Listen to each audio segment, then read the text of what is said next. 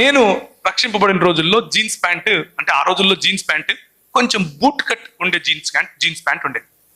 నేను boot cut వెయ్యను అని చెప్పాను. ఎందుకు అని అంటే అది ఫ్యాషన్ అన్న. నేను దేవుని బిడ్డ హై, నేను వెయ్యను హై. పాత రకమైన బట్టలు వేసుకొని పోవాలి. ఎందుకు? బుద్ధిమంతుడు పాస్టర్ కా బచ్చా హై. అవునా కదా? Pressure, peer pressure. ఎంత ప్రెషర్ అంటే religion throws you into pressure. అందుకనే చాలా మంది యవనస్తులు యేసు ప్రభు దగ్గరికి రావాలంటే రారు.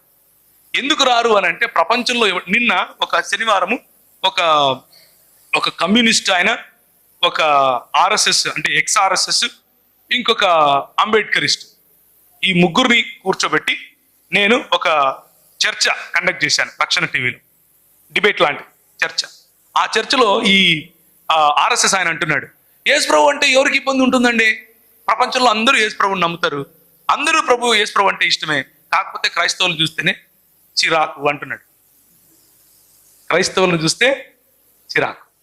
నిన్న నేను కర్నూలులో ఉన్నాను. నిన్న రాత్రి 11 గంటలకు డ్రైవ్ చేసుకుంటూ నేను ఒక్కనే, నేనే డ్రైవరు, నేనే క్లీనరు, నేనే వాషరు. హైదరాబాద్కు వచ్చే వరకు 2 అయింది. కానీ ఎందుకు అంటే అక్కడున్న పాస్టర్ గారి పిల్లలు నాకు ఈ మాట చెప్తున్నారు, అన్న అంత బాగుందన్న, కానీ మా సంఘంలోకి రావాలంటే ఇది ఒక పెద్ద పరిసయ్యుల గుంపన్న అంటున్నారు. ఏం గుంపు? ఎందుకు అనంటే బయట తెల్లగా కనిపిస్తారన్నా, లోపల మాత్రం కుళ్ళన్నా, కుళ్ళు. ఇది మన సమస్య. ఎక్కువ మంది యంగ్ పీపుల్ ఎందుకు యేసు ప్రభువును వెంబడించడానికి దూరంగా ఉంటారు అంటే వాళ్ళకు కావలసిన ఫ్రెండ్షిప్ దొరకదు, వాళ్ళకు కావలసిన రిలేషన్షిప్ సంఘంలో మనం ఇవ్వలేకపోతున్నాం. సంఘంలో అది కనిపించదు. వాళ్ళకి ఏమనిపిస్తుంది అని అంటే this is a boring life.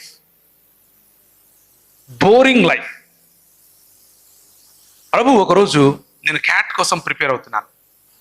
Cat అంటే MBA entrance examination, common admission test. CAT కోసం ప్రిపేర్ అవుతూ ఉంటే మతం శుక్రవారం వస్తే ఏం చేయమని చెప్తుంది? విన్నావా? మా జాతే ఎక్కువ ఉంది ఇక్కడ. పోస్టింగ్ చేయాలి.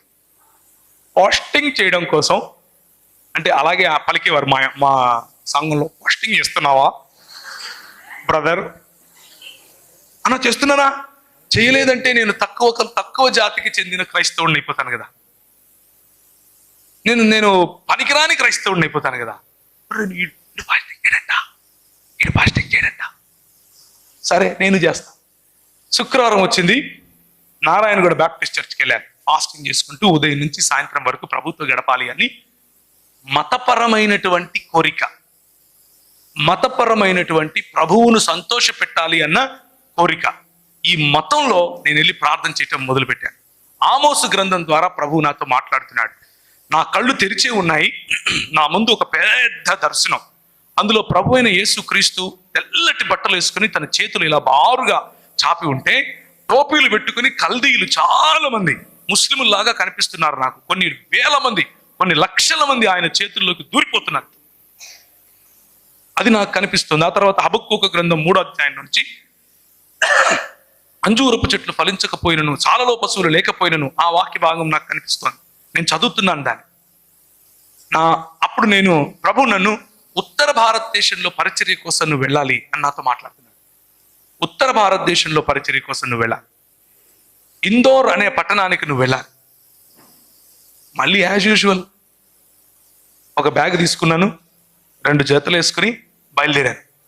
మా వాళ్ళందరూ అంటున్నారు, నీకేం పిచ్చి పట్టింది రా, నువ్వు ఆడ ఎవరు తెలియదు, నీకు భాష రాదు అంటే, నాకు వచ్చు అన్న. ఏమొచ్చు అంటే ఇదర్ ఆతా హై మై జాతా హై, ఈ 2 వచ్చు.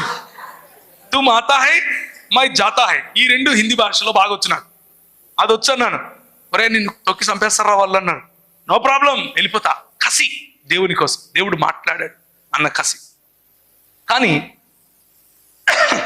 ఆ రోజు ప్రార్థనలో గడిపిన సమయం నాకేం నేర్పింది అని అంటే, మతం కాదు నాకు కావాల్సింది, నువ్వు నాకు కావాలి అని ప్రభు నేర్పించాడు.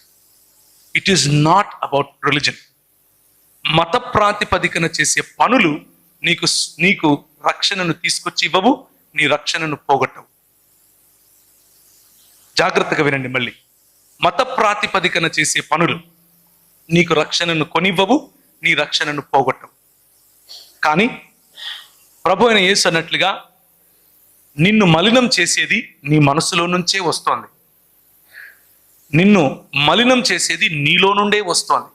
హృదయము మోసకరమైనది. అత్యంత విచారకరమైనటువంటి ఆలోచనలు, తలంపులు అందులో నుంచి వస్తాయి. నరుల హృదయాలోచనల ఊహలోని తలంపులోని ఊహ అంతయు కేవలం ఎల్లప్పుడూ చెడ్డది. సో బాహ్య మెరుగులు దిద్దటం అనంటే సమాధికి సున్నం వేయటమే. సమాధికి సున్నం వేసినంత మాత్రాన లోపల రోజా పూలు ఉంటాయా? శవమే ఉంటుంది. మతం కూడా అంతే, క్రైస్తవ మతం కూడా అంతే. అది ఏ మతమైనా సరే, ఇంక్లూడింగ్ క్రైస్తవ మతం. మతం అన్న rules and regulations, dos and don'ts, నీతి క్రియలుగా చెప్పబడేటటువంటి మతపరమైన క్రియలు మనల్ని సున్నము వేసిన గోడలుగా మారుస్తాయి. అందుకనే యువతులు చాలా మంది ఈ రోజుకు కూడా సంఘాల్లో ఇమడలేకపోతారు.